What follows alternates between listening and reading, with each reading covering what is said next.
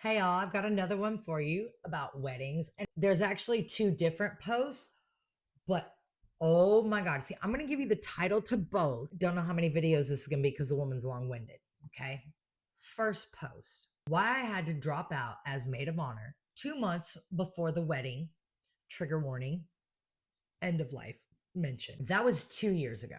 4 months ago, update, Bridezilla dropped as maid of honor, mailed me disturbing letters, old keepsakes, and a funeral book on her wedding anniversary. Yes. So if you want to hear about it, stick on here and we will jump right into it. Why I had to drop out as maid of honor 2 months before the wedding.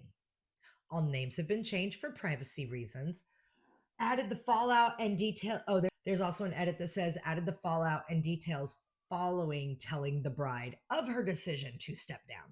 I need to vent and get some advice. I was recently a maid of honor for my friend Jamie's wedding, but I had to step down 2 months before the big day and 3 weeks before the bachelorette trip. Here's why. Jamie's mom passed away 6 months before her wedding, which was incredibly tough for her. Just before her mom got sick, Jamie fired her original maid of honor for being too cheap and promoted my friend Haley and I to be her dual maid of honors. Given her mom's condition, we didn't bother her about wedding planning, respecting her wishes. After her mom passed, we gave Jamie space but checked in to ensure she was okay and wanted to stick with the original dates that she had planned. On a call planning the bridal shower and bachelorette, Jamie had an attitude and was distant. I expressed that I didn't want the bachelorette trip on my birthday over Memorial Weekend due to travel and cost issues and prior family plans. She was frustrated that our spending budget for the bridal shower was $200 each, since it was just Haley and I in the bridal party. Jamie expected us to cover everything, citing her mom's death. We explained our financial situations, which were tight, but offered help in other ways. Jamie then sent long texts expressing disappointment and saying we weren't good friends. We tried to be understanding, given her emotional state. Then she changed plans last minute, demanding we arrive a day early for a dress fitting. Unfortunately, I had been in a car accident and was dealing with nerve damage and sciatica. The drive from New Jersey to New Hampshire is typically 6 hours, so I plan to split it into 2 days for my back. Jamie was furious, called us bad friends. When Haley and I arrived, Jamie was cold and distant. She barely acknowledged that I had been in an accident, replying, "Oh," and refused help from her fiance to carry our heavy bags, even though he was just watching TV. After our long drive, they offered us 3-day-old pizza, which we declined, suggesting we go out to eat. Jamie was frustrated and told us to pick a place.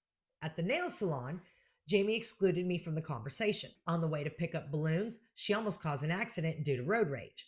She then shared she wouldn't talk to her sister-in-law after the honeymoon because she didn't want her kids at the wedding, nor her fiance's grandma in the photos, despite how kind they had been to her. At dinner, Jamie's fiance joined, and they expected us to split the bill 3 ways, including Jamie's portion. This was surprising since we had traveled far and spent a lot on planning. Back at the condo, Jamie and her fiance accused us of being bad friends, primarily upset about my split drive.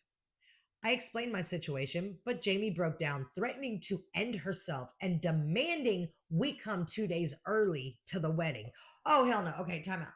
When someone tries to use the threat of self-harm to manipulate you into doing their bidding, do not apologize. Do not do anything except you mean it? And if they say yes, boop, boop, boop. Hello, emergency services. I need to make a reservation for 72 hours for my little friend here who is claiming that they want to self-harm. That's it. Stop letting people emotionally blackmail you. You know how you stop it? You call their fucking bluff. Because they're going to shit their pants when the fire department and EMS all show up and go, hey, 72-hour cycle.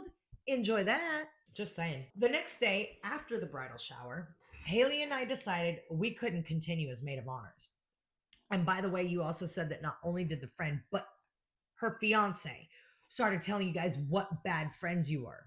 Doesn't sound like she picked a winner either. It sounds like she actually picked somebody that will absolutely fit what she deserves, because she's going to have expectations on him. And guess who's not going to follow through? The next day, after the bridal shower, Haley and I decided that we couldn't continue as maid of honors.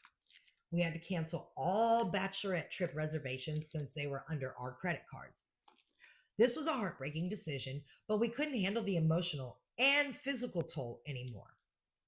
Has anyone else experienced something similar? How did you handle it? Now to the fallout.